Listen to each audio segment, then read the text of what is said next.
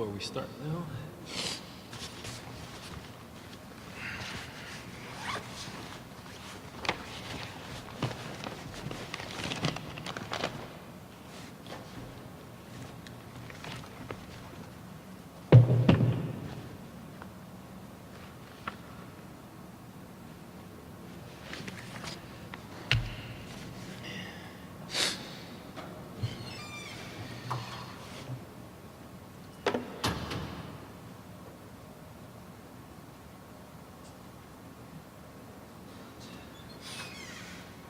Gonna need to plug in for that.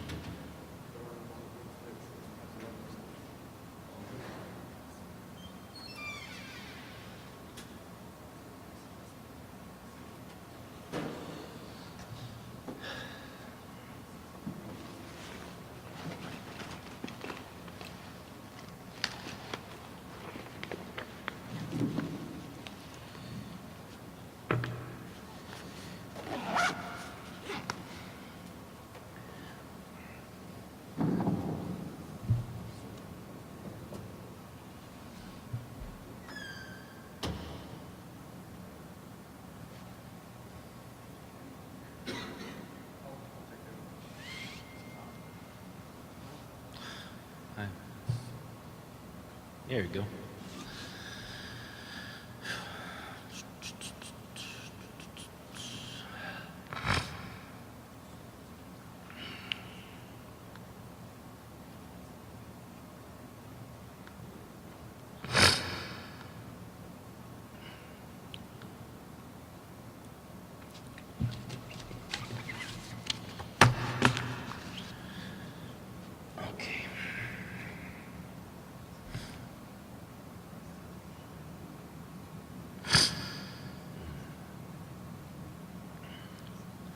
Okay, Bismillah, walhamdulillah, salatu wassalamu ala rasulillah, wa ala alihi wa ashabihi wa man walahu wa ba'd. Allahumma allimna ma yanfa'una, wa anfa'na bima 'allamtana, wa zidna ilman ya rabbil alameen. O Allah, teach us what will benefit us with what you've taught us, increase us in knowledge, O Lord of the world. So today we're going to talk about a number of different investments and the standards that go into them.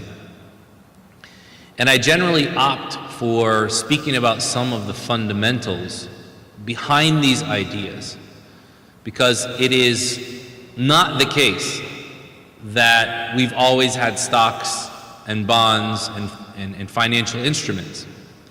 So for example, I was once giving a zakat seminar in Richardson, Texas. And someone said to me, I really appreciate the presentation, but I want to know, what was Abu Hanifa rahimahullah's opinion about 401k?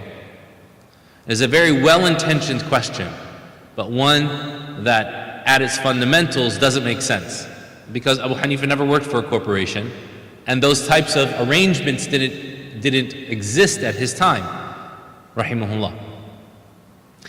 And so what we have to do is we have to take the principles that were taught to us and passed down through scholarship, not in a dogmatic sense, but in a rational, logical sense. Those rational proofs taken from the primary texts of Islam, the understanding of the scholars and the principles that they derived from them, and then apply them to our modern life, and how our modern life either remains as it is or is modified due to those substantive principles. I'll give you an example. In Sahih al-Bukhari, Ibn Abbas radiallahu anhu, he narrates, أتى النبي صلى الله عليه وسلم المدينة فوجد الناس يسلفون في الثمار السنة والسنتين. يسلفون أي يقدمون البيع. The Prophet ﷺ, as Ibn Abbas says, came to Medina and he found people doing forward sales for their crops for their fruit by 1 or 2 years. What does that mean? It means that if I have a date farm or a single date tree, and I know that I generally will produce about 3 to 4 bushels of dates from that tree, not now, but whenever they're in season. I will sell them to you now, you will give me cash now, and then I will deliver them at a later date. So he came to Al-Medina, so this was a prevalent business practice. It already existed.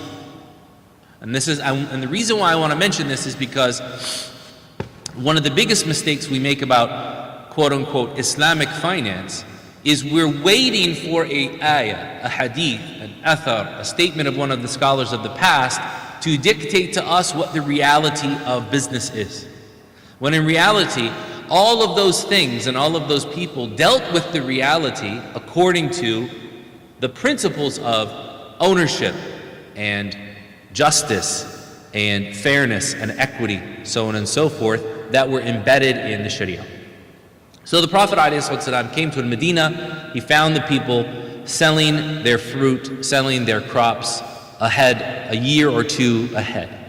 فقال صلى الله عليه وسلم من أسلف فليسلف في كيل معلوم أو وزن معلوم إلى أجل معلوم. Whoever is going to sell, do a forward sale, he should do so for a known weight, a known volume, and a known time. So what is the Prophet ﷺ doing? He's modifying the contract that they already had. He's not saying what you were doing is haram, I have a better contract for you, this is what you should do. He's saying no, what you're doing is permissible, but it needs to be tweaked. It needs to be changed slightly to make it fair and equitable. Why would he stipulate that people should trade for a known weight or volume and a known delivery time? What does that do?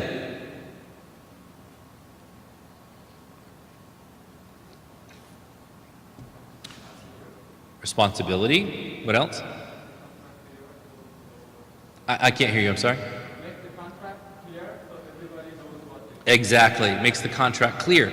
So there's no ambiguity. You don't show up on the day of delivery and say, I was expecting 3 bushels of dates, you only gave me 2. The person says, well, that's all my tree produced this year.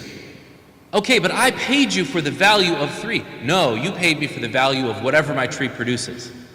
Now we have a dispute. One of the objectives of the Sharia when it comes to contracts is to minimize dispute, to minimize rancor and hatred between Muslims, between people in general. Therefore, when the Prophet ﷺ said a known weight, a known volume, a known delivery time, he is stipulating that anything that can diminish the possibility of dispute should be mentioned up front. That way, we don't have to disagree later on. The only thing we're going to disagree on is, did you deliver them on time and in the amount that I mentioned? Did you deliver them on time and in the amount that I mentioned? Or of the quality that I mentioned? And at that time then, what can we do? We can then negotiate, well, my tree only produced 2 bushels, not 3. Here are your 2 bushels, the contract remains, I refund you the price that you paid for the 3rd bushel. Easy. Therefore, we're not stuck in a situation where people are going into litigation over avoidable issues when they're buying and selling and transacting with each other. So I mentioned this hadith of the Prophet ﷺ to say that this was a start, and this norm continued for most of Islamic history, where for example, Abdul Razzaq as-San'ani, rahimahullah, he mentions in his Musannaf that people would come to the scholars of the Tabi'een, the students of the Sahaba, and they would ask them questions about contracts. And even in the books of hadith, these books of narration, the contract is still mentioned in the original Persian. They would do business with Persia. And they would say, I don't know Persian, and I don't want to say something that might be offensive or sound silly. But they would say, for example, what is the ruling of this Persian word contract? And the scholar, if they knew Persian, they would reply in Persian. Or they would say, it's permissible or it's not permissible, contingent on 1, 2, 3, 4, 5.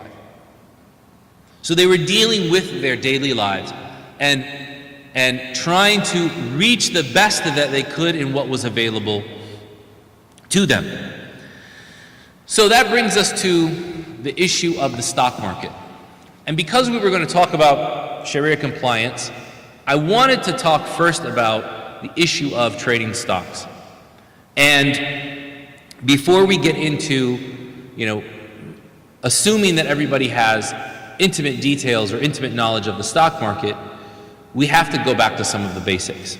So I generally like to present this through the idea of food trucks. Everyone here knows what a food truck is? You guys don't have food trucks out here? Oh, you do? What are some of the more popular food trucks out here? Taco trucks? Always a good choice. What else? It's too hot for a food truck? It's hot in Texas and it's humid. I'm not sure you guys have an excuse. So I live in Houston, but in Austin, and they've come to Houston now, there is a Korean Mexican fusion food truck. So you can get like a kimchi burrito. It's awesome. It's amazing, right? You get all of this really, really cool food. So let's say, for example, that we've got our food truck here, and you put up $10,000 to purchase the truck, and I put up $10,000 to purchase the truck. So now we're partners. So Ilyas and I, we're going to be partners today, okay? You said taco trucks. You saw the taco on the side. You immediately noticed my love of tacos. I saw that, and you said we can bond and become taco brothers by starting this taco. We'll call it Taco Brothers Truck, okay? So we put in 10,000. I put in 10,000. Now, Ilyas owns 50% of the taco truck, and I own 50% of the taco truck. I'm also responsible for 50% of the liabilities, and he's responsible for 50% of the liabilities. Okay? Neither of us makes a really good taco, so we have to hire an employee. That employee does not own anything in the company, but they're going to take a salary of $300 a month. So how much did the taco truck cost us total? 10,000 plus 10,000? I'm going to ask a lot of questions today, so don't sleep. 10,000 plus 10,000? 20,000. Plus the yearly gross salary that we pay to our employee? How much? 3,600, all right? 300 for 12 months, 3,600. Okay. Now let's say, for example, because global warming and changes in climate, it gets cooler here in Phoenix, and taco trucks become extremely popular because people now want to go outside instead of the 90-degree weather. I'm still debating whether Omar invited me on the very first day of 90-degree weather for some, vindictive purpose, or it's just because he knew I like hot, dry heat. Neither of us has knowledge of the weather. So now, cooler weather, more people are going outside. More people want to buy taco trucks and go into business. So our taco truck is worth $30,000, which means my ownership in the truck went up to what? $15,000. Where did that extra $5,000 come from? Appreciation. But is it, do I walk inside the truck and there's like a stack of $5,000 bills, a stack of $100 bills, 5,000, is it there? No. It's appreciation. The value of the asset went up because more people want to buy trucks just like that. Sorry? Because of the demand. Because of the demand. Very good. Also, when we're selling our tacos every month, Okay, let's say for example, we have that one employee. We have to pay, pay them $300 a month. But we make about $500 a month, all right? So now we take out the gross and we have $200 left over, which means at the end of the year, I have $2,400 of money that the business made through its business activities. So these two things are called capital gains and dividends. Capital gains are the appreciation of the asset itself because of demand in the market. Dividends is the money paid from the business activity itself. Now I can do one of two things with those dividends. I can go and hire another employee so I can make even more money. I can take those dividends and profit from them, right? Distribute them to the owners. Or I can invest it back into the company and buy better equipment, something that's going to make my business more efficient. Does anything up here that's happening here seem haram? Are you gambling when you put your money into a taco truck? Are you taking risk? You are taking risk, but are you gambling? Why not? I don't know if the tacos are going to sell. I don't know if there's going to be anything that's going to, I don't know if I don't even know if people here in Phoenix like tacos. It's not random chance. So there's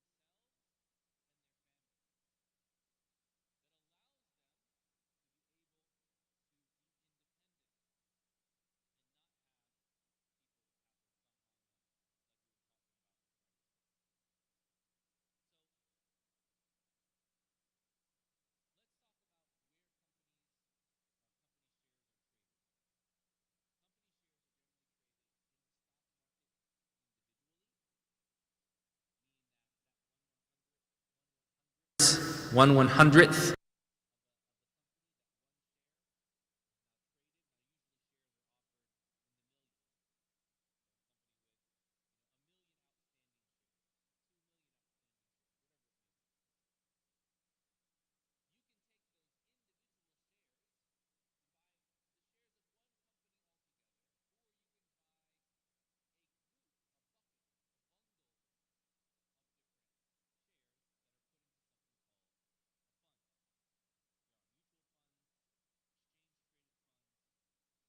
Funds.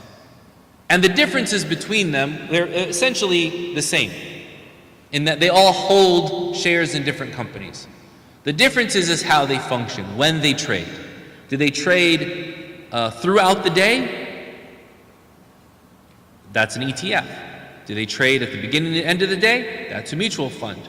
Are they tagged to a certain sector or a certain type of company? That's an index fund. And there's some more nuances there that we don't necessarily have to get into. If you want to get kind of adept on these terms and go over them, Investopedia is a great website for that. It has a very full dictionary, explainer videos, and all of that. Now, you trade individual stocks and equity funds through a brokerage account. So now we've got a few things. We've got individual company shares. We've got mutual funds and ETFs that are made up of individual company shares. We've got investment accounts that you access the market through. We've got brokerages that give you access to the markets. And then we've got the stock market itself. And we've got the economy overall. So we've got this whole Russian doll situation over here. Everyone knows what a Russian doll is? So every time you take one doll off the top, you get a smaller one inside. So the company share is that very small starting seed. And I put two examples here because if you're not culturally in tune with knowing what a Russian doll is, then at least you're going to know, there's a good chance you're going to know what bits and bytes and kilobytes and megabytes are. Okay? So if we're talking about the way that information is stored in a computer, that company share is the individual bit, that 1 or 0, right? We have a byte, it's made up of a bunch of bits. We have a kilobyte, that is the investment account. It has a number of different bytes saved into it. Megabyte is the brokerage. It has lots of these different things that are saved in it. And then the stock market, and then the economy. So when somebody comes and they say, I don't know if you should open up a brokerage account, an investment account with a broker. I heard that's haram. Just given from what we've covered, what would you say?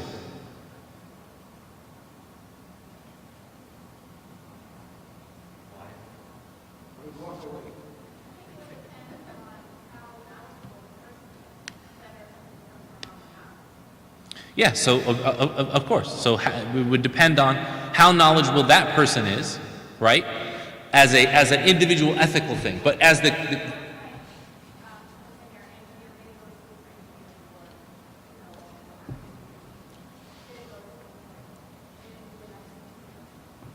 but would we be able, because a person didn't study to be an engineer but practices bad engineering, will we be able to say that engineering is haram? No. Right? We wouldn't be able to say that. So if somebody comes and says, investment accounts, I heard those were haram. Mutual funds, I heard they were haram. What are all of these things contingent on? We go back up the chain to the very simplest, rudimentary building block of all of this, and we ask ourselves, what type of companies are we investing in? My 401k is this. This is an example that I give all the time. The stock market is this. The brokerage is this. What is this? Yes, it's a cup of delicious coffee, but just this part. It's just a cup. It's a container. It holds something. This container, I can put in multiple different things. I can put in something which is halal. I can put in something which is haram. I can drink it with the lid on, with the lid off. I cannot drink it during the daytime of Ramadan, but I can drink it at the nighttime of Ramadan. So sometimes the permissibility relates to the access or lack thereof, but ultimately, whether something is halal or not has to do with what? What's in the cup. What's been added to it. Can we distinguish between those things? So, in order for us to screen out and to understand what makes a stock acceptable or not, we have to understand that there are certain types of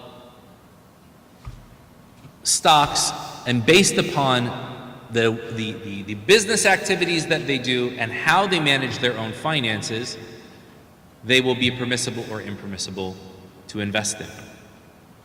So for example, there are stocks that have permissible purposes and operations.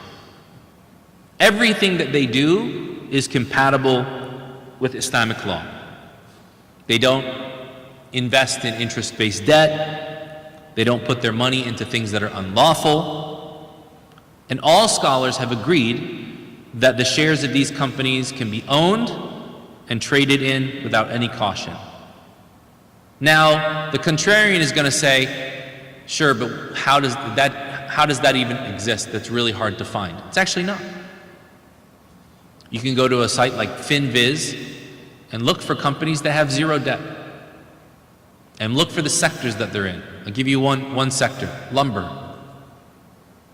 Generally, companies that engage that are in the lumber industry are hundreds of years old. They have so much clout and credit, they don't need to take loans.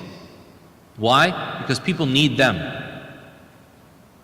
When you have this intense need, people need your products, you don't have to take out money. You don't have to borrow money and interest in order to be able to get people to front you the ability to operate, because they need you to operate. And this is one of the things about Islamic economics itself, is that when we are telling people to participate in permissible activities, we're supporting those things which are not only productive in the sense of creating value, but they're also productive in building society. They create a level of trust and interconnectivity between companies and individuals. You have other companies that have forbidden purposes, and they engage in things which are impermissible. The reason why they were created is haram, and the operations that they engage in are haram. So those are things like alcohol, tobacco, and drug companies, selling that which is forbidden. Gambling and betting operations. Right? This is one thing that has proliferated now. DraftKings, all of these other companies. Oh, we're doing gaming. No, you're gambling. So a company that offers, they say, we're an entertainment company. What's the entertainment? We allow you to pay us so that you can pay us more and lose all your money. So that's impermissible. Cinema, adult entertainment, advertising, and media should also be avoided, because inevitably there will be things which are haram, which are promoted or produced through them. Conventional financial services, things like banks and investment firms that make the majority of what they're making off of loaning things at interest. Also, defense and weapons manufacturing. Why defense and weapons manufacturing? Because while the defense of a country is permissible, producing weapons of mass destruction and trading them amongst vulnerable populations to increase the level of conflict and war is impermissible. The Prophet ﷺ forbade us not only from things which are unequivocally haram, but he also forbade us from things that we know will be taken as means to greater harm. which is why he forbade us from selling weapons to people that are in a state of civil war. And he forbade us from selling grapes to people that we know are wine producers. So we can't be a catalyst for that which is a known harm in society. Also, food and beverage sectors that are involved in the sale of prohibited items.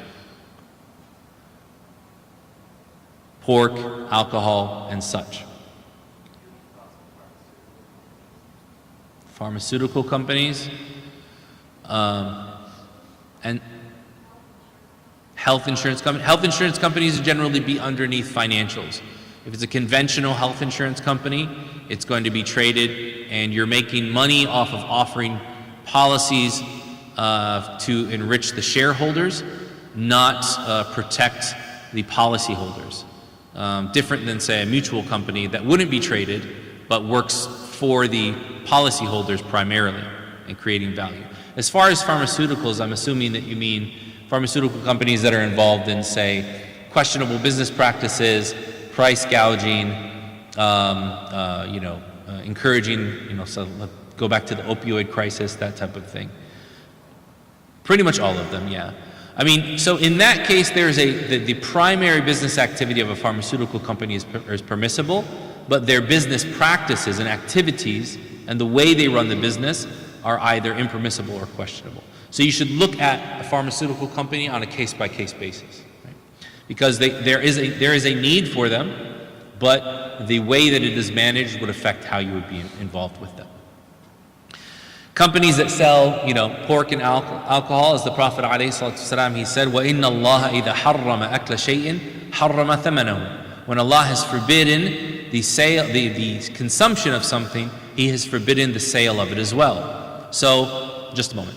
So, when you are forbidden from eating something, consuming something, you're forbidden from owning it and selling it. In fact, scholars of Islam have said that when something is forbidden, you never take true ownership of it to start with, because it's impossible for the believer to own something which is haram, because something which is haram is not considered mal, it's not considered wealth in Islam. Therefore, you should always avoid those companies that are involved in selling things which are impermissible.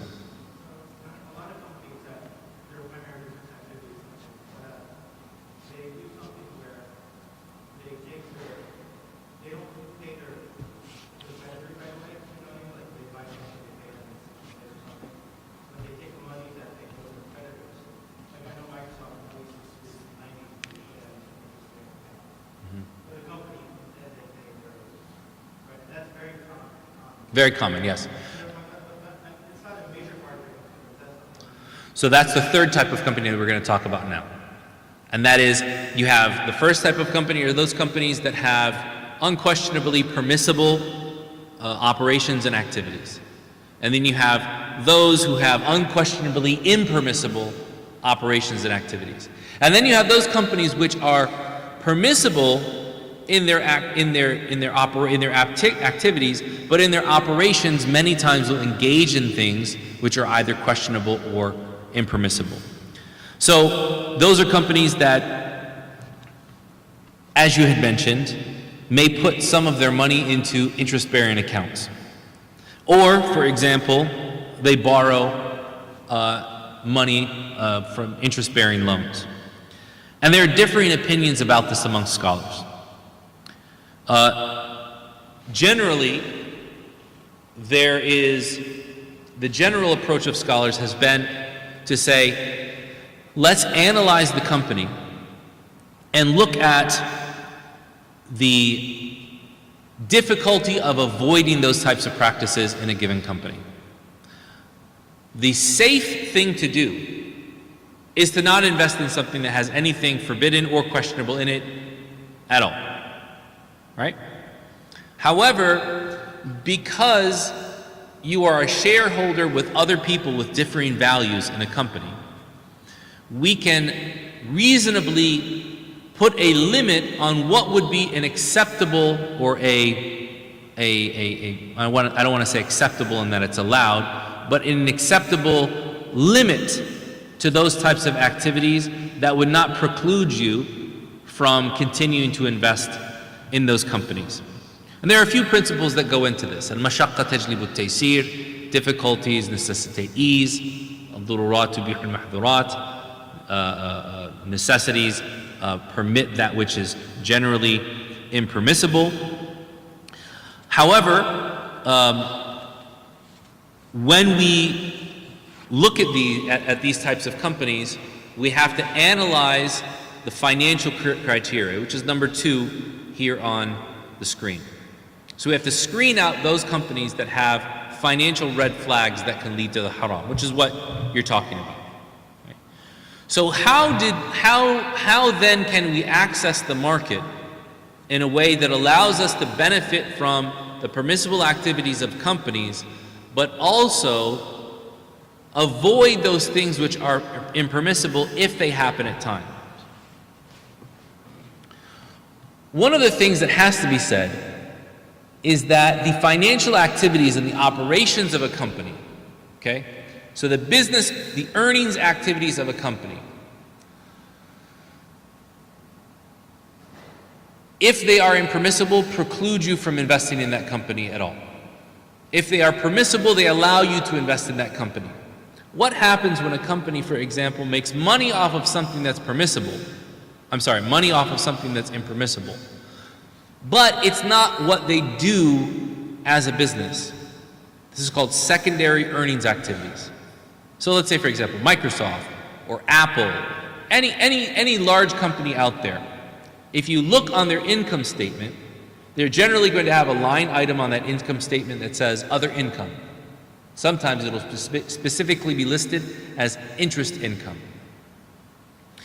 And then when you look into their financials, 10Ks, 10Qs, and all of these things that are filed with the SEC, they'll actually say, okay, this line item goes back to our activities of such and such in the past quarter or in the past year.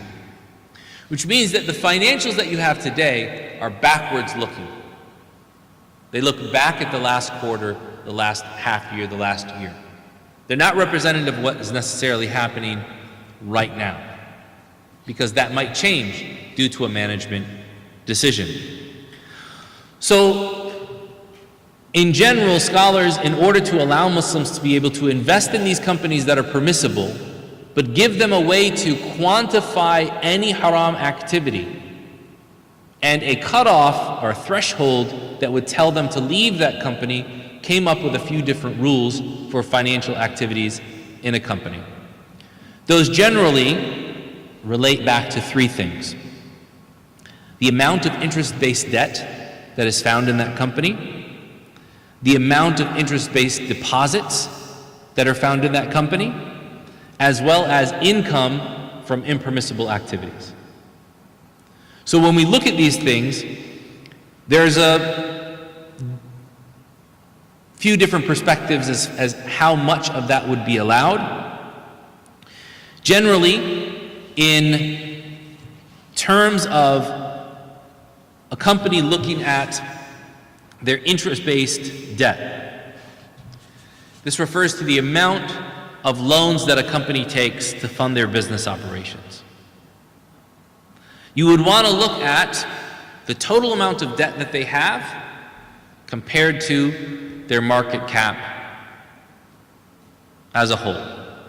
And it should be no larger than 30%. So the debt that they hold should be no more than 30%. Now, we're not even differentiating here between debt that they've positively, absolutely earned interest on or not, just the total amount of debt that they have. Because debt can be from shareholder loans, it can be from bank loans. But we don't want a company that is entrenched in debt. Why? Because it shows that there's an issue with the way that they're managing their money. So where does this 30% come from? The first thing that we have to ask ourselves is, if a company is engaging in business and they have earned interest, unbeknownst to me as an investor,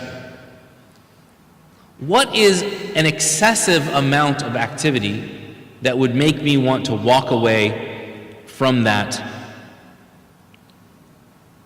investment? Generally, scholars in numerous different financial issues have used 1/3 as a cutoff for what is considered excessive. In the hadith of Sa'd ibn Abi Waqqas, and we mentioned this last night, that he, radiallahu anhu, he said to the Prophet ﷺ, I have a lot of money, I only have one daughter, should I give away all of my money in charity? Prophet ﷺ, he said, no. Should I give away 2/3? No. Should I give away half? No. Should I give away 1/3? 1/3 and 1/3 is still excessive. For you to leave your family wealthy is better than to leave them poor, begging of people. Now, based on this, and even though this is about charitable gifting from one's estate at the time of death, scholars said this shows that the Prophet ﷺ himself was placing 1/3 as a threshold for what is considered excessive and what is not considered excessive. And perhaps maybe one of the earliest scholars to list out all of these issues of what is considered excessive versus what is not excessive in financial issues is Muhammad al-Khushani al-Maliki in his book on Qawa'id Fiqhiyya. He lived around the 4th century. And he actually has a Bab al-Athlath, a book on thirds. And he lists all of these issues in the Sharia where scholars before his time, the 3 earliest generations of Islam, said, we're going to take this idea of 1/3 being excessive and we're going to apply it to a number of different issues. Why do we even want to go here? Because we don't want to preclude Muslims from being able to invest. And we also don't want to shut the door to permissible investments when it's not always the case that there will be impermissible activity. So we need a way to be able to say what is too much and what is not too much. So it's not an arbitrary number, contrary to popular belief or what some people will say about Sharia compliant investing. Oh, this idea of 1/3, this is completely arbitrary. It was made up. No, it's not. But if I am a practicing Muslim who also wants to be actively engaged in the business world, I need to know when it is permissible for me to engage and impermissible for me to engage. How do I create an objective standard to know when something is too much? I'm going to go back to the texts of Islam and take that into consideration. So we have this idea of interest-bearing debt. If a company has too much debt, then we don't want that debt to be more than 1/3, because the best hedge against volatility is a well-capitalized company. Also, if they're holding interest-bearing securities, meaning assets that generate interest for them, that interest would then show up in their revenue stream. We also, even if that amount is very negligible, somebody can say, yeah, but it only makes 0.01% of interest a year. But remember, when you own a share in a company, who are you? You're a shareholder, and a shareholder is an owner, and an owner is morally and ethically responsible for the company. But because you have so many different people of so many different values in the company, right?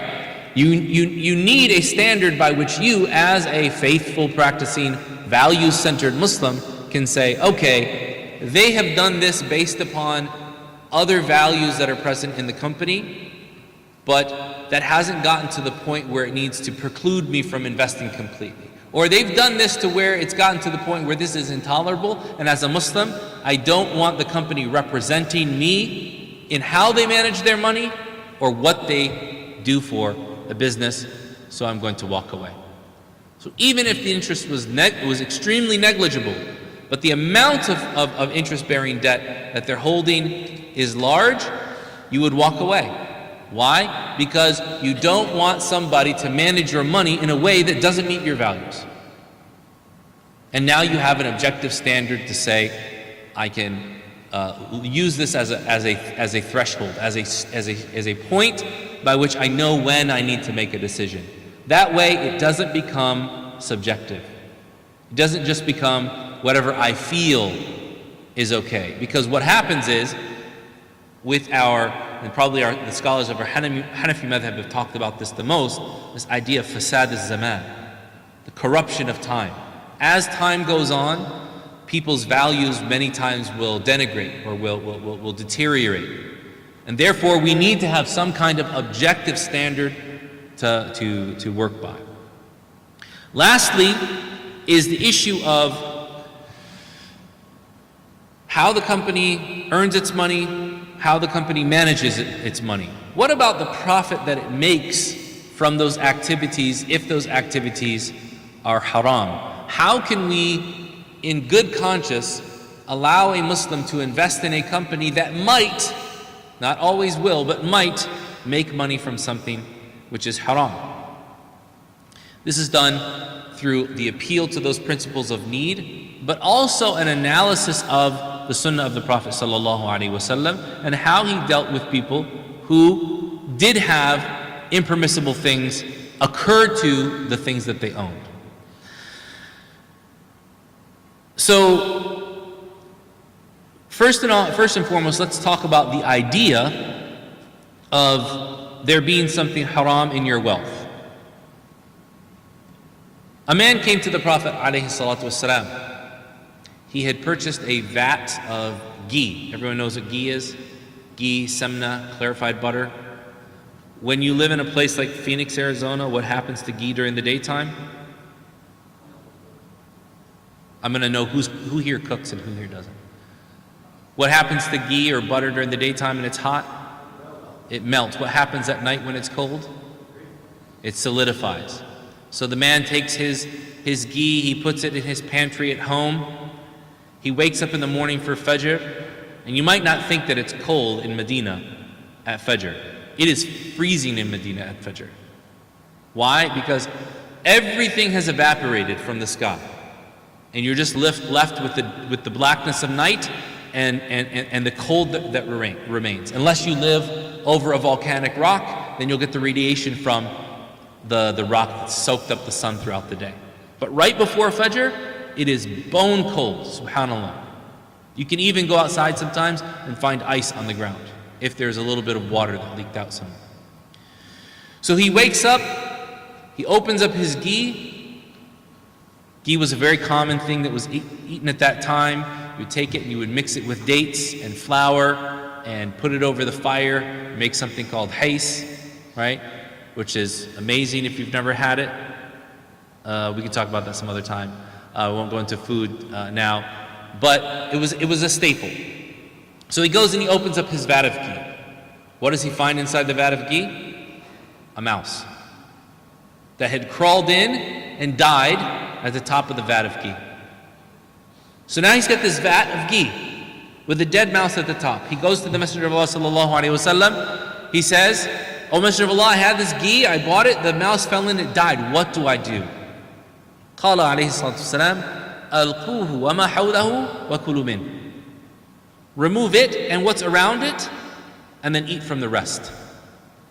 What principle here is being driven home to us? That if you can distinguish between halal and haram, then the halal remains halal. Now that would be different than, say, for example, taking a bottle of water and then dropping a drop of urine in it. Would that be permissible to consume? Absolutely not. Why? Because we can't distinguish between the halal and the haram. But when we can distinguish quantifiably between the halal and haram, the halal still remains permissible for us to consume. Now again, this goes back to what is the threshold for me as a believer to engage in something? Because there's an idea not just of the fact that haram money has been made, but that my money will inadvertently support the making of that haram money. And again, we're not saying that this is the ideal. And in fact, if you look at the early fatwa from Al-Rajhi Bank, one of the first fatwas about trading in the stock market. When you look at the Dow Jones fatwa, one of the early, I think the second fatwa after that. Then you look at the IOFI standards, which have now become the norm in the financial world. They all say that if you can avoid these things, do so. But if you find companies that might have negligible amounts or underneath these thresholds, then a Muslim can invest in them. Eventually, it goes to you as a judgment call of what you want to be involved in. However, when we're talking about a company making money off of the haram, how do we determine what is considered to be a primary earning activity or a secondary earning activity? How do we make the difference between the two? This is an issue that goes back to urf. It goes back to the custom or convention of the market. And as we know, there's a principle in the Sharia that al-'ada muhakkama wal-'urfu mu'tabar, that convention is referred to and customs are a probative source of law. What does that mean? Let's say, for example, that what's your name in the glasses? Yes. Yoga. So let's say, for example, I came to visit Phoenix, okay? And I said, man, I really like Phoenix. I'm so glad I'm not in a humid place like Houston anymore, right? It might be hot, but at least I don't have to feel like my clothes are sticking to me all the time. So you know what? I want to buy a car from you, okay? And Yoga says, okay, I'll sell you my car, real cheap, just 5,000. Say, great. We write a contract for 5,000. I come back for another trip to Phoenix, and I give him $5,000. He says, no. That's not what I wanted. What are you talking about, Yoga? We agreed 5,000. He says, no, I intended 5,000 Bitcoin, not $5,000. Pay me my money. I have it in contract.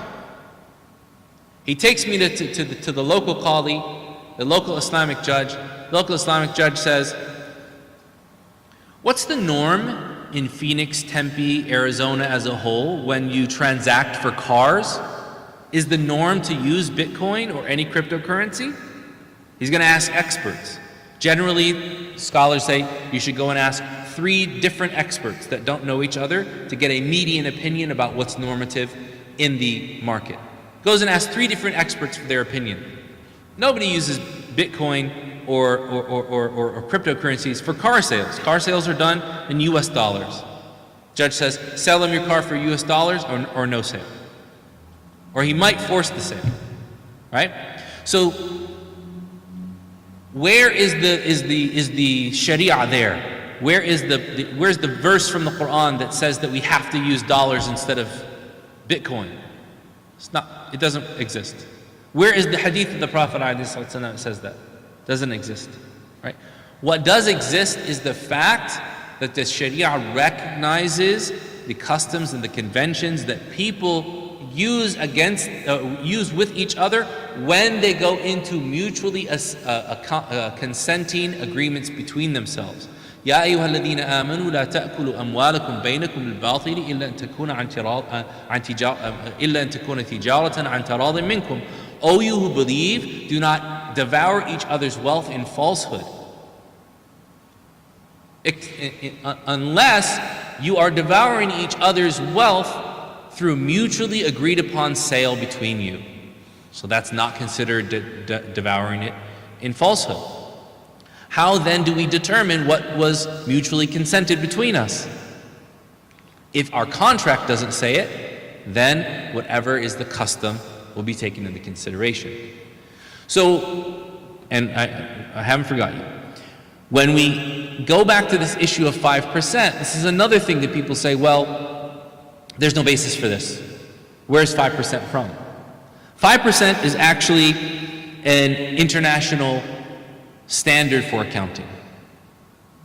That when you look at the guidance from major public accounting firms, GAAP standards for accounting. They generally say that the difference between a primary and a secondary earning activity for a company is whether or not that activity earns more than 5% or more of that company's revenue. Why is that important? Because when you are categorizing what companies do, how they're going to pay their taxes and how they're going to be listed in the stock market, you need to know exactly what they do. And you need an objective standard for when they are just a software company versus being a software company and a loan company. So if they were loaning money out and it became more than 5%, they would now be listed as a software services company and a financial services company. But if they make the occasional loan, right, to a vendor or something like that, but it doesn't represent a majority of what they do, then it's not what they do primarily. It's considered incidental. And the principle in the Sharia is التابع تابع ويجوز تبعا ما لا يجوز استقلالا. That which is contingent is contingent. And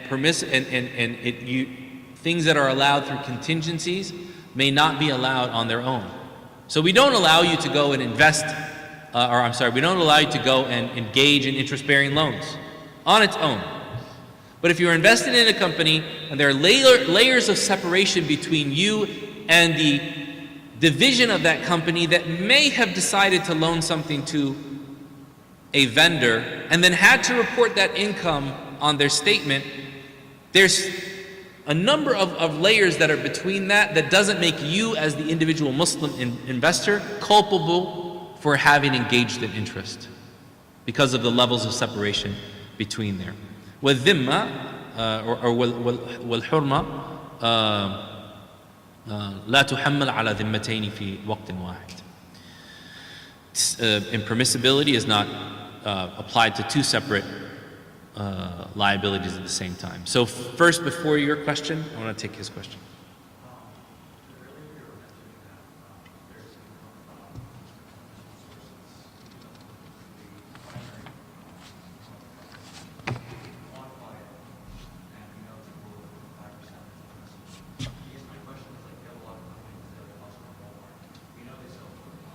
Yeah.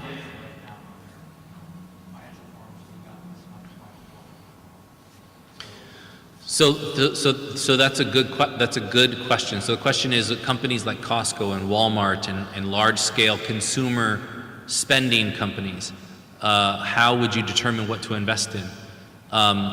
They might not write it down in every single report or on their income sheet, but their income statement, but in their 10Ks and their 10Qs and in the data streams that come from those companies, that information is available. And so it is quantifiable, and therefore it can be determined. Now, how that can be determined for the individual investor, I'm going to talk about that in a moment. Inshallah.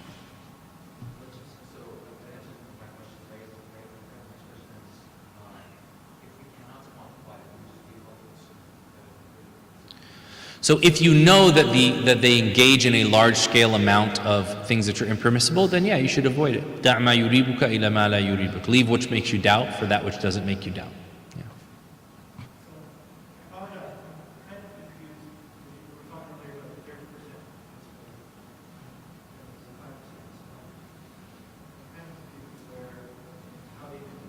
Okay. Sure. No, thank you for asking for clarification. That's a very important. One has to do with the type of debt and instruments they're involved in, even if they don't make money from them. We don't want companies that are large scale that have, like AT&T has something like 200% interest-bearing securities to debt, right? Something ridiculous. You look at their income statement, they might not even be making a lot of money off of that, right? But as a moral issue, they've involved themselves in something that have obligated them to pay interest either now or later, or to receive interest now or later. The 5% is to the quantifiable amount of earnings they've actually taken in. So it's like earning income versus earning expense. And that's the difference between the two. So somebody might say, well, they're not making money off of interest. It's very small. It's very negligible. right? But if we're looking at like compared to the market cap of the company, right?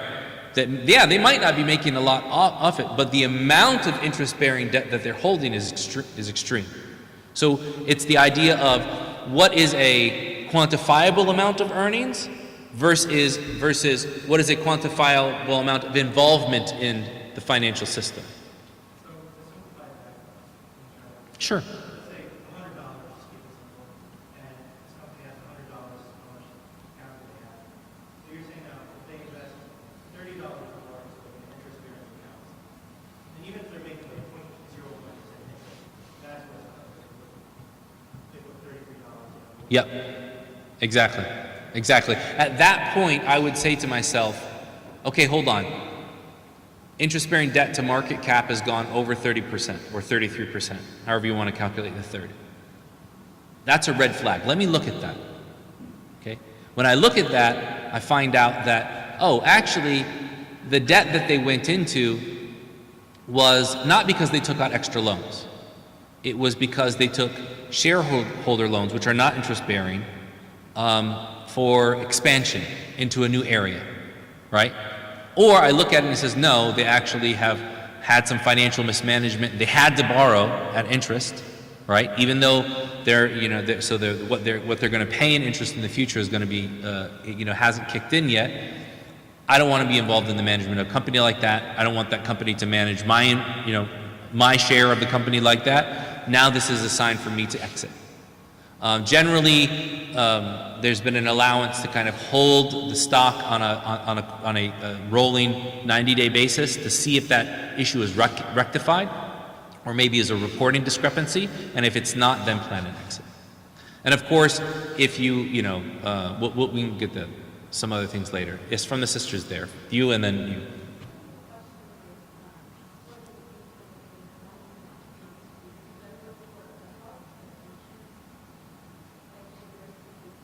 Mm-hmm. Sure.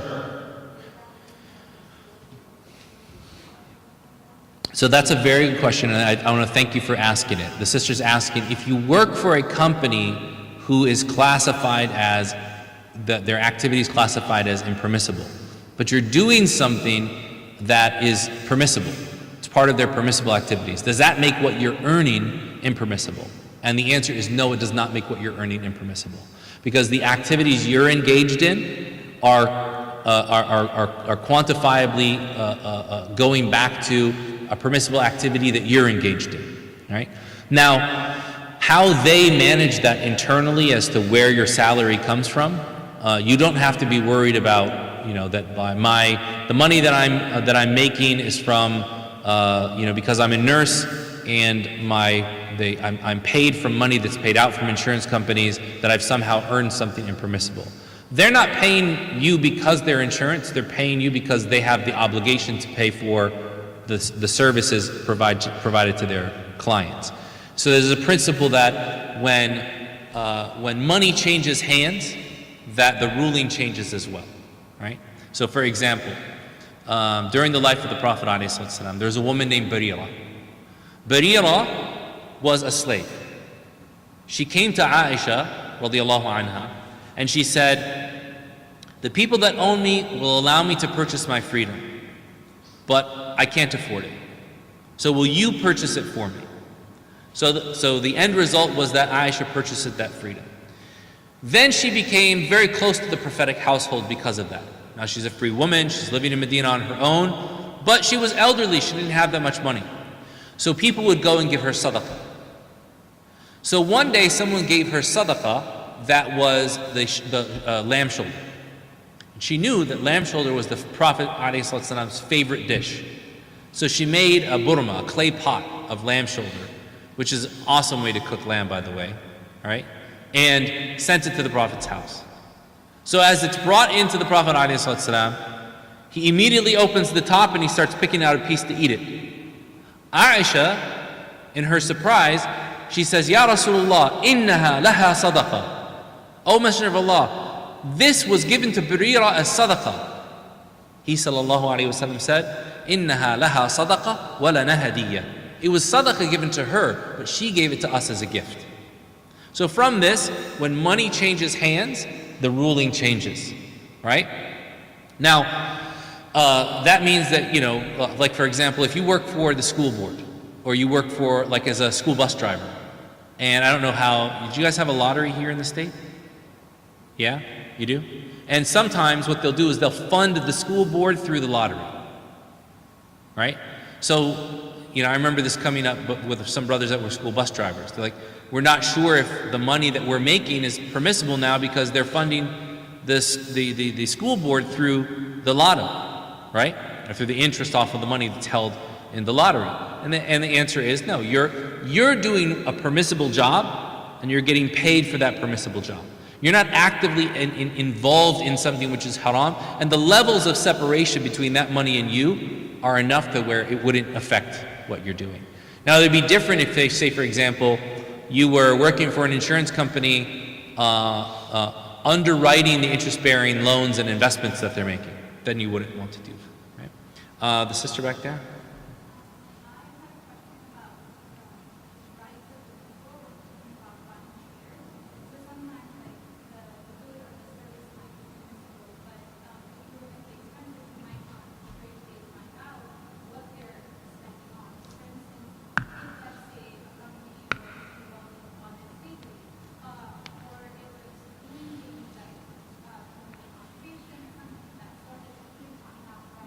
Right.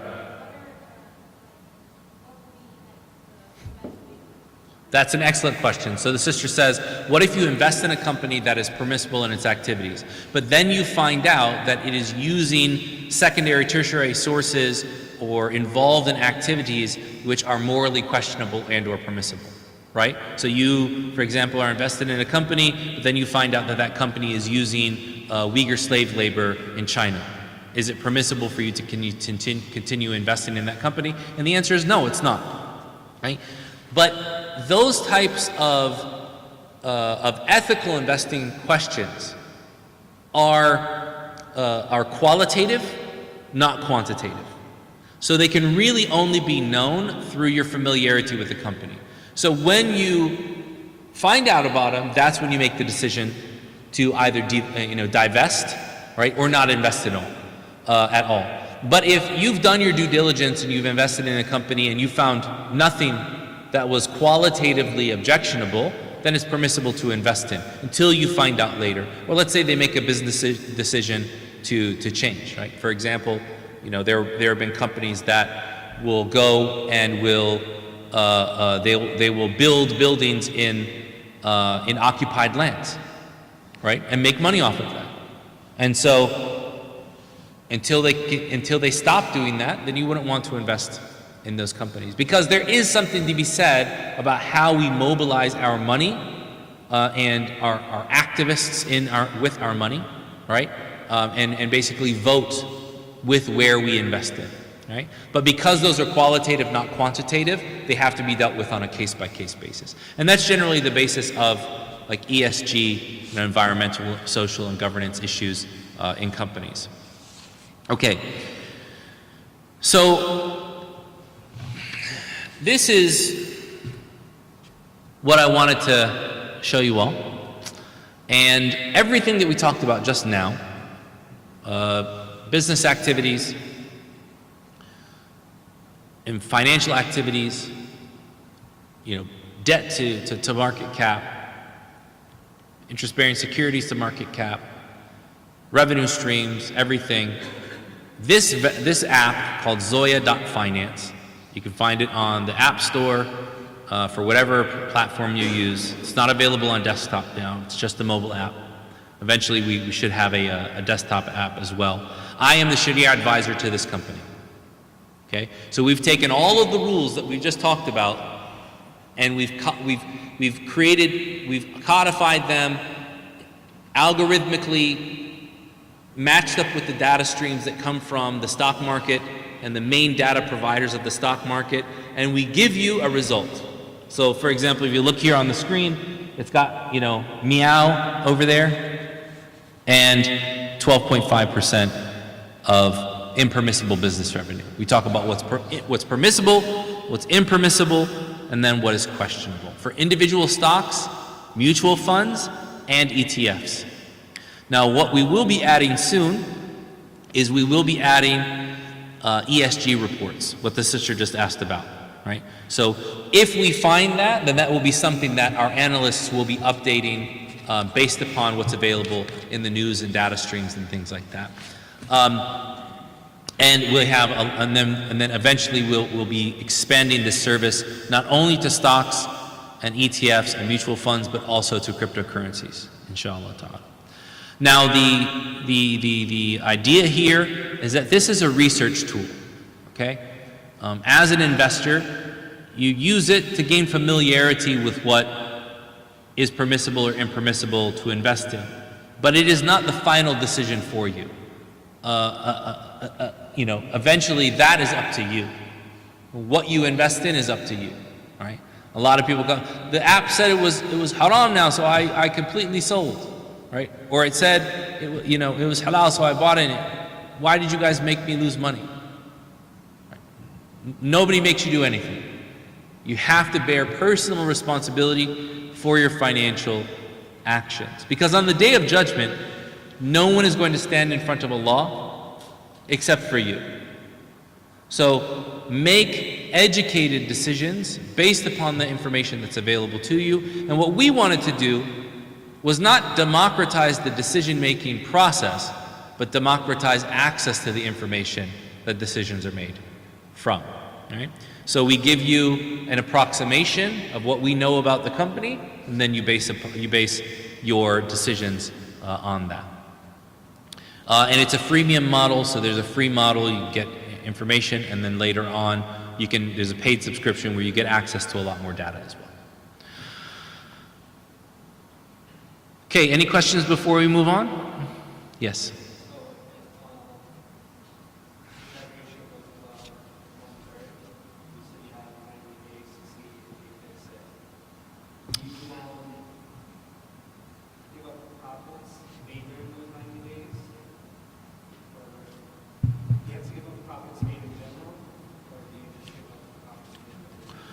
So that's a very good question. So if the impermissibility was due to the financial screens, then there's no profits that have to be given up because there's no quantifiable income that came from those sources. Where would the quantifiable income come from? The revenue streams.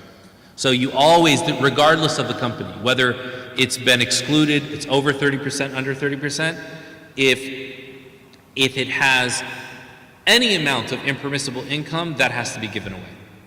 And there are formulas for doing that. I have some of those in my book, Simple Zakat Guide, and some of them on the web. It's basically you'll take the total amount of impermissible earnings, divide it by the total earnings, and then multiply it by the dividend that you've received.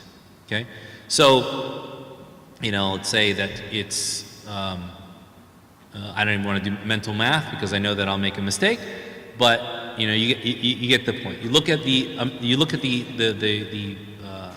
percentage of earnings and multiply that by the total earnings, and then divide it by whatever you've received given the number of shares that you have. Now, if there's nothing, then all you have to do is exit that position, right? If there is something, even if you hold it long term, you still have to purify that amount. If the impermissible earnings become 5% or more, then you also have to exit that amount as well. And that's it. Omar? No, 10 minutes. And then that's it? We can continue at the second session if you want. Okay. Just the one after the process of the book, and then maybe give people a chance to make. Okay, but after Dhuhr is lunch, right? After the break, if you want to take up some of that time, and we have your attention, 1 3 2 1. Okay, because we got a couple more slides that we can go over. They're free to do what you want. Well, yeah, I mean, we're doing Q&A throughout. Yeah. Anything comes up, but we'll put time at the end for Q&A as well, because I'm sure some of you kind of waiting to see if a thing is covered, and then we'll talk about it. Right? Where were we? Yeah. So, and if you want like a detailed fact about how you would purify, then on this website, Zoe.finance, there's a number of FAQs. and we have one specifically about purification where everything is listed. Yeah. Okay, so we have 10 minutes. Yes.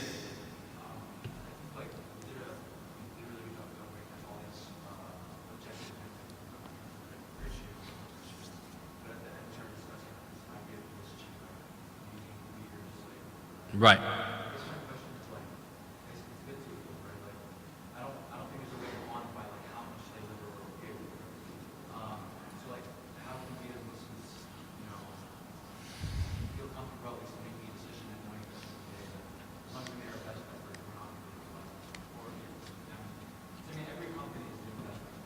Right.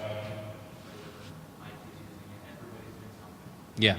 So that would go back to the principle we mentioned yesterday. Sin is what shakes around in your chest and you're afraid of people finding out about. So it is a judgment call. But there is room for that in the Sharia, right? So you have the personal responsibility, like you said, to make your best effort, to do your due diligence, and then to make a judgment call. And then ultimately, be responsible for that decision on the Day of Judgment. I think two of the faults of many things that are said in the area of finance for Muslims, or money for Muslims, is that number one, we expect that a fatwa or an answer is going to be the same for everybody. Or that we need the sheikh to tell us exactly what to do, otherwise we can't do it. And a lot of times we're taught the principles, and it's up to us to, So we're taught the principles of when Dhuhr Salah comes in and when it goes out. And whether we ascertain if that happens at, I don't know what time it is, 12:41, does it come in exactly at 12:43, or is it 12:45, or is it 1 o'clock, right? That goes back to how well we understood the principles and us applying that, and then deciding, do we want to pray now or we're going to pray all the way till Asr, right? So there is room for making judgment calls on your own based upon the principles that you know. Not everything needs to be dogmatic. The Sheikh said no. Sometimes there are issues of necessity. Sometimes a person says to themselves, you know what, I know that this company sells or is involved in XYZ. I don't find that it's significant. I think the opportunity is too great to let go. I'll be responsible for the rest of that in front of Allah. What is a doubtful matter, or a shubha, or something that is less than becoming, is different from person to person. And so, like Imam al-Qarafi al-Maliki, he says that the shubha, or the doubtful matter that you have, does not make it impermissible for someone else, because they might not have that doubtful matter. They might have more information than you, right? They may have made a different consideration. Any other questions? Yes.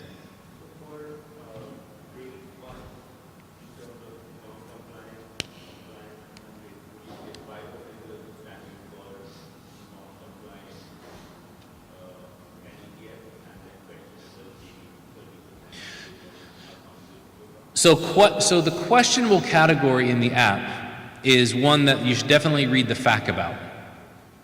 And the reason why we have questionable there is because there are revenue streams that are not unequivocally impermissible, but depending upon how the company uses them, can be.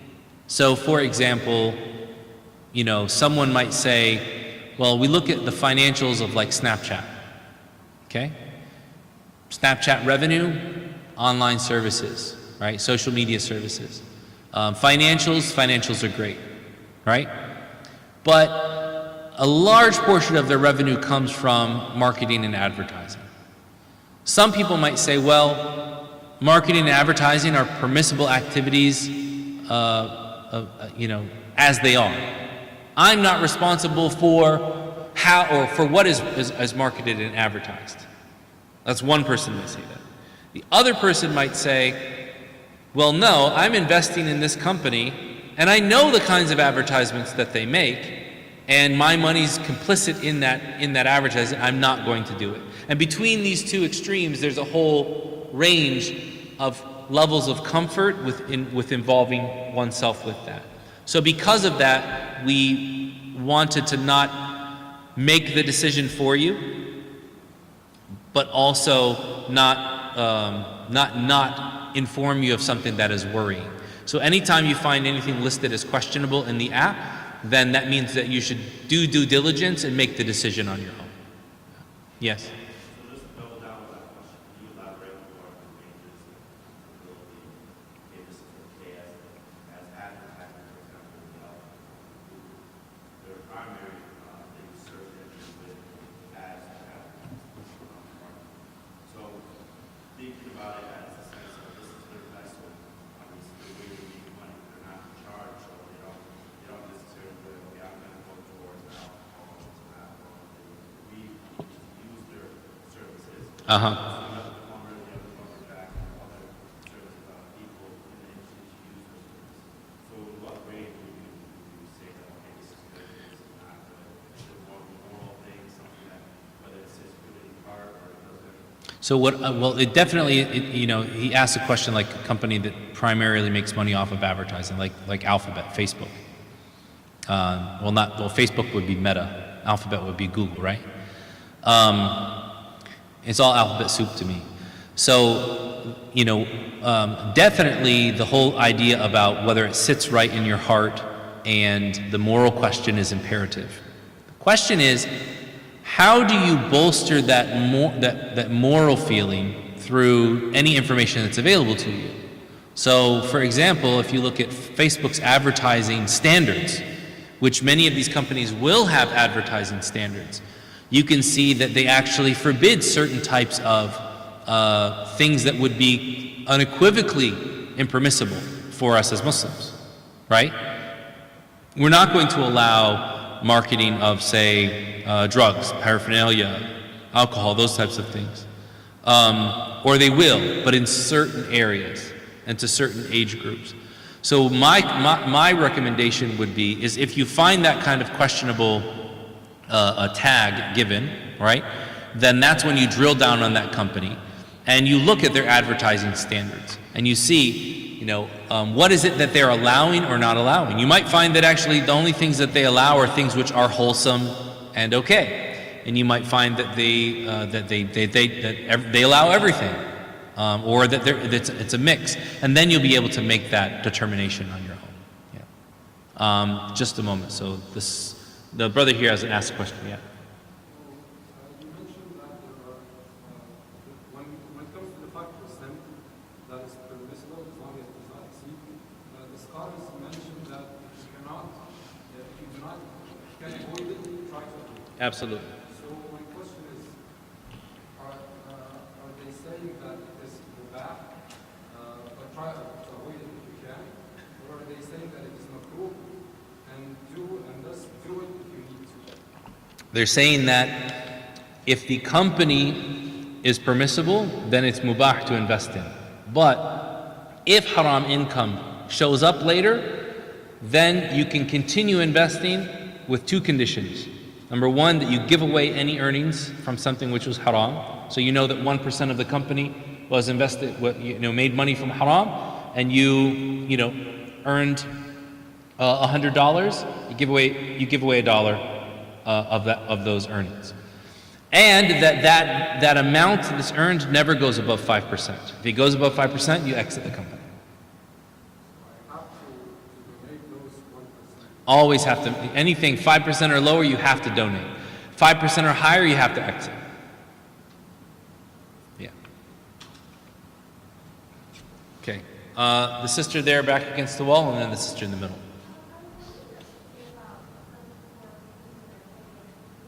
I'm sorry, I can't hear you at all.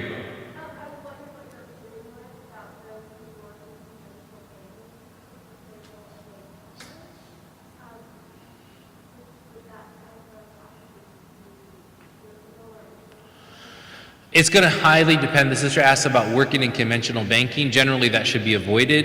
It's going to highly depend upon what you actually do. Not all services that banks and investment firms perform are impermissible, but many times they are involved with other sectors that are.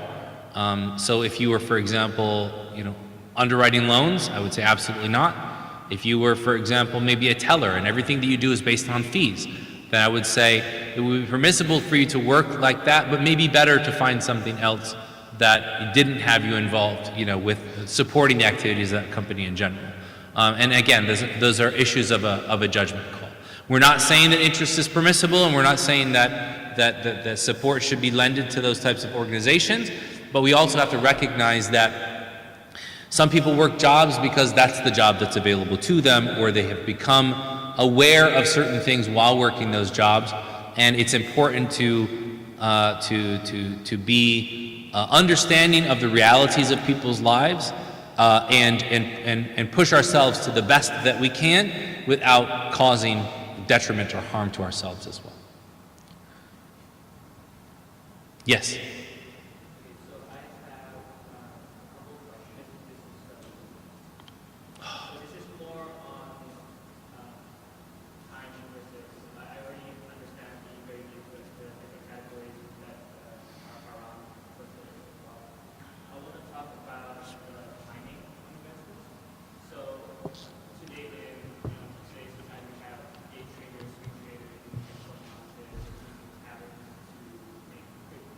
Mm-hmm.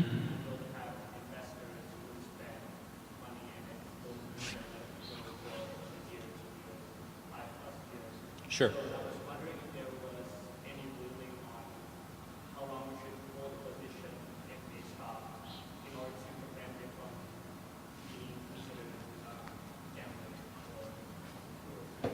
Excellent question. So the question is there a stipulation of how long one must hold an investment that would change it from being gambling or speculative between long-term holding, swing trading, and day trading? And I didn't forget about you. We'll come back to you. And there were in the 90s, or there was in the 90s, a lot of, or a number of scholars who talked about day trading and stated that it was impermissible. And the reason why they did so was because of the extreme speculative actions of leveraged traders in East Asian economies that helped tank some of those economies through speculating on their currencies. So number one, you had the problem of leverage. Number two, you had the problem of currency trading through forwards and futures, all of which are impermissible. They weren't spot transactions that were being traded. So it wasn't the day trading per se, but it was the other factors that went into it that led to that speculation. There is nothing in the Sharia that precludes a person from walking up here, buying this cup of coffee from me, walking to the back of the masjid and selling it to someone else, having only owned it for 30 seconds to 40 seconds. Would I recommend that? No, because I'm already drinking from this coffee, and it's going to be very difficult to get the coffee from me to begin with. However, there's nothing to preclude that a person cannot buy something 1 minute and resell it the next, as long as they have taken actual ownership of that asset. Now, where you have to be careful at in the stock market with day trading, generally you won't have this problem with long-term holds or swing trading, but with day trading you do have the issue of settlement. So you do not want to trade on a margin account, you want to trade on a cash account, because then with the cash account you will not be able to engage in another trade until your money has actually settled, which means that you have any cash that resulted from that trade back in your account, and you're not going to have to borrow in order to trade, right? So my advice to anybody that wants to get into day trading: become very strong in technical analysis.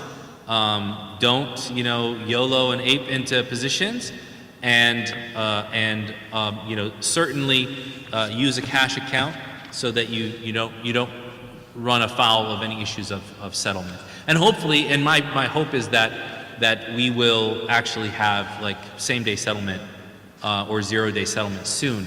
It seems to be the whole 2-day or 3-day settlement issue is really just a relic of when people actually traded paper on the stock floor. Nowadays, with everything being digitized, it's really not necessary. The sister here, and that will be the last one before break.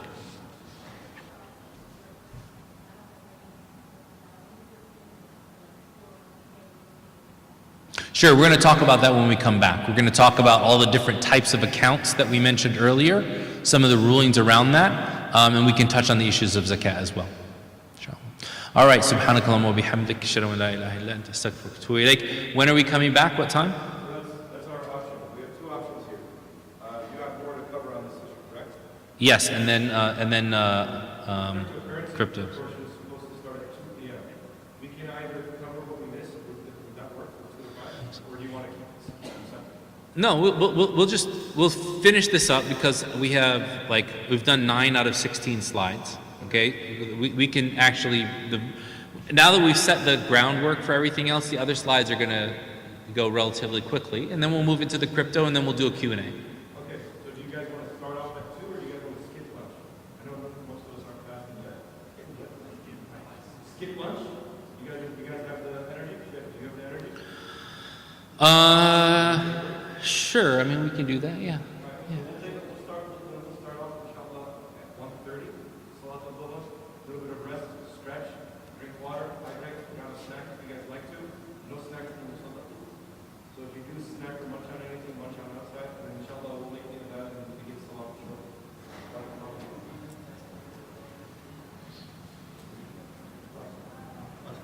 Assalamu alaikum. Okay.